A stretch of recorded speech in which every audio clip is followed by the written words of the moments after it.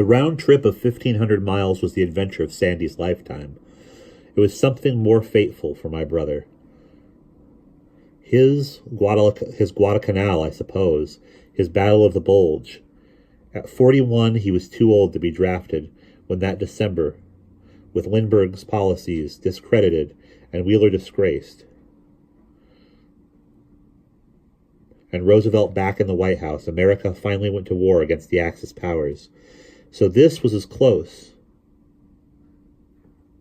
as he would ever come to the fear, fatigue, and physical suffering of the frontline soldier, wearing his high steel neck brace and nursing 2 broken ribs and a sutured facial wound and exhibiting a mouthful of broken teeth and carrying Mr. Kuzka's extra pistol in the glove compartment for protection against the people who'd already murdered 122 Jews in those very regions of the country toward which the car was headed.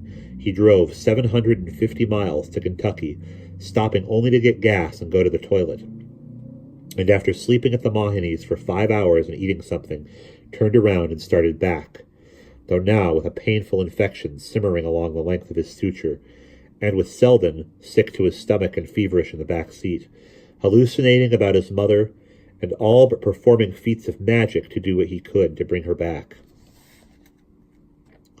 The trip out had taken just over 24 hours, but the one back took 3 times as long because of the many times they had to stop for Selden to vomit by the side of the road or to pull down his pants and squat in a ditch, and because, in just a 20-mile radius of Charleston, West Virginia, where they went round in circles, hopelessly lost, instead of proceeding east and north toward Maryland, the car broke down on 6 separate occasions in little over a day, once in the midst of the railroad tracks, power lines, and massive convoys of alloy, a town of 200 where enormous mounds of ore and silica surrounded the factory buildings of the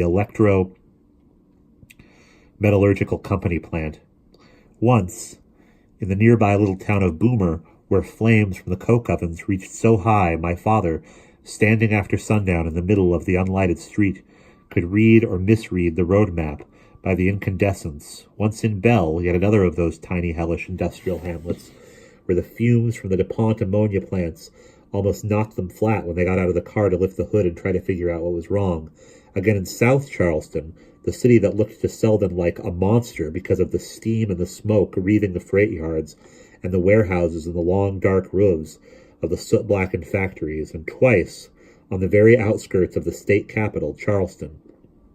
There, around midnight, in order to call a tow truck, my father had to cross a railroad embankment on foot and then descend a hill of junk to a bridge that spanned a river lined with coal barges and dredging barges and tugboats to go looking for a riverfront dive with a payphone. Meanwhile, leaving the 2 boys alone together in the car just across the river road from an endless jumble of a plant. Sheds and shanties, sheet iron buildings, and open coal cars, cranes and loading booms and steel-framed towers, electric ovens and roaring forges, squat storage tanks and high cyclone fences. A plant that was, if you believed the sign, the size of a billboard, the world's biggest manufacturer of axes, hatchets, and scythes. That factory, brimming with sharpened blades, dealt the final blow to the little that was left of Sheldon's equilibrium. By morning, he was screaming that he was going to be scalped by the Indians, and oddly, he was onto something. An analogy could be made, even if one weren't delirious, to the uninvited white settlers who first poured through the Appalachian barrier into the favorite hunting grounds of the Delaware and Algonquin tribes, except that instead of alien, strange-looking whites affronting the local inhabitants with their rapaciousness, these were alien, strange-looking Jews, provocative merely by their presence. This time around, though, those violently defending their lands from usurpation and their way of life from destruction weren't Indians led by the great Tecumseh, but upright American Christians unleashed by the acting president of the United States.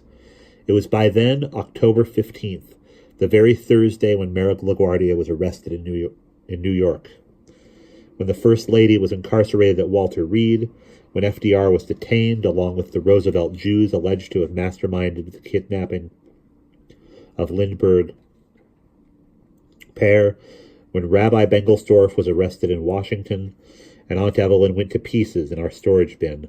On that same day, my father and Sandy were searching the West Virginia mountains for the county's one licensed physician, as opposed to the licensed barber who'd already offered his services, to try to give Selden something to quiet him down. The man they found on a rural dirt road was over 70 and reeking of whiskey. A good, kind, spry old doc who ran a country clinic out of a little frame house where the patients who lined up waiting their turn on the front porch were, as Sandy later described them to me, the raggediest looking bunch of white people he had ever seen. The doc figured Selden's delirium stemmed mainly from dehydration and directed Selden to spend an hour taking down ladle after ladle of water from the well out near the creek bed behind the house. He also drained the pus from my father's infected face to prevent blood poisoning, which in those days, when antibiotics were just discovered and not widely available, would probably have spread through his system and killed him before he made it home. The old guy displayed less talent stitching the wound back up than he had in diagnosing the incipient septicemia, with the results that for the rest of his life, my father looked as though he had sustained a dueling scar while a student at Heidelberg. Afterward, it seemed not simply a sign of contingencies of that trip, but, to me, the imprint of his insane stoicism. When finally he reached Newark, he was so depleted by fever and chills, and a racking cough no less alarming than Mr. Wishnow's, that Mr. Kakuza took him straight from our kitchen, where he'd fainted at the dinner table, and once again to the Beth Israel Hospital, where he very nearly died from pneumonia. But there was no way of stopping him until Selden was saved. My father was a rescuer, and orphans were his speciality. A displacement even greater than having to move to Union or to leave for Kentucky was to lose one's parents and be orphaned. Witness, he would tell you, what had happened to Alvin. Witness what had happened to his sister-in-law after Grandma had died. No one should be motherless and fatherless. Motherless and fatherless, you are vulnerable to manipulation, to influences. You are rootless, and you are vulnerable to everything. Sandy, in the meantime, perched on the railing of the clinic's front porch, sketching the patients, one of them a 13-year-old girl named Cecile. These were the years when my precocious brother was 3 different boys in the course of 24 months. The years when, for all his unflappability, he could seem to do nothing satisfactory, even by excelling. My parents didn't like it when he went to work for Lindbergh, and because Aunt Evelyn's oratorical boy wonder and New Jersey's leading authority on tobacco farming, they didn't like it when he left Lindbergh for the girls and overnight became the neighborhood's youngest Don Juan, and now, having volunteered to guide my father a quarter of the way across the continent to the Mahoney farm, and hoping by an exhibition of genuine bravery to recapture his prestige as the older son and re-enter the family from which he'd been torn away, he virtually subverted his cause by an amusement that must have seemed to him wholly harmless for being artistic, drawing nubile Cecile. When my father, with a new bandage covering his cheek, came out of the doctor's office and saw what Sandy was up to, he took him by the belt of his trousers and dragged him, sketch pad and all, off the side of the porch and out to the road and into the car. "Are you crazy?" my father whispered, peering furiously down at him over his neck brace. "Are you nuts drawing her?" "It's only her face," Sandy tried to explain, holding the sketch pad to his chest and lying. "I don't care what it is. You never heard of Leo Frank? You never heard of the Jew they lynched in Georgia because of that little factory girl? Stop drawing her, damn it! Stop drawing any of them. These people don't like being drawn. Can't you see that? We came out to Kentucky to get this boy because they have burned his mother to death in her car. For Christ's sake, put those drawing things away and don't draw any more girls." Finally, back on the road again, they had no idea that Philadelphia, which my father was hoping to reach by dawn of the 17th, had been occupied by tanks and troops of the U.S. Army. Nor did my father know that Uncle Monty, indifferent to my mother's pleading and impervious to any hardship not his own, had fired him for not showing up at work a second week in a row. My father chooses resistance. Rabbi Benkelsdorf chooses collaboration, and Uncle Monty chooses himself. To get to Boyle County and the Mohenees, They had traveled diagonally south across New Jersey to Camden, across the Delaware to Philadelphia, south from there to Baltimore, west and south across the length of West Virginia, and then into Kentucky until, 100 or so miles on, they reached Lexington, and, near a place called Versailles, turned south again for Boyle County's rolling hills. My mother tracked their trip on my encyclopedia's fold-out map of the 48 states and the 10 Canadian provinces, which she'd spread across the dining room table to look at whenever her anxiety overtook her, while out on the road, Sandy, armed with a flashlight for the dark hours, charted their course on an SO road map and kept an eye out for suspicious-looking characters. Especially when they were passing through some grim one-street town whose name he couldn't even find on a map, excluding the 6 times that the car broke down on the way back.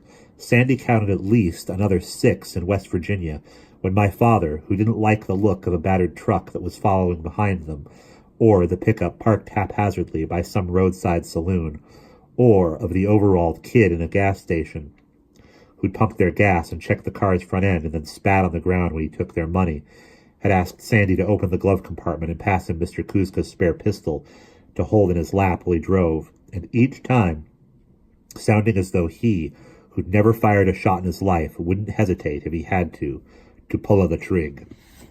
Sandy, who, once he got home, drew from memory his boyhood masterpiece, an illustrated history of their great descent into the hard American world, admitted to having been frightened just about all the time, frightened when they passed through cities where Ku Klux Klansmen had been lying in wait for any Jew foolhardy enough to be driving through, but no less frightened when they were out beyond the ominous cities, beyond the faded billboards and the tiny filling stations, and the last of the shacks where the poorest of people in their threadbare clothes lived, dilapidated timber shacks that Sandy rendered meticulously underpinned at the 4 corners by rickety stone piles with cut-out holes for windows, and a crudely built chimney crumbling at one end, and on the weather-worn roof, a few scattered rocks holding down the loose shingles into what my father called the wilds. Frightened, said Sandy, speeding past the cows and the horses and the barns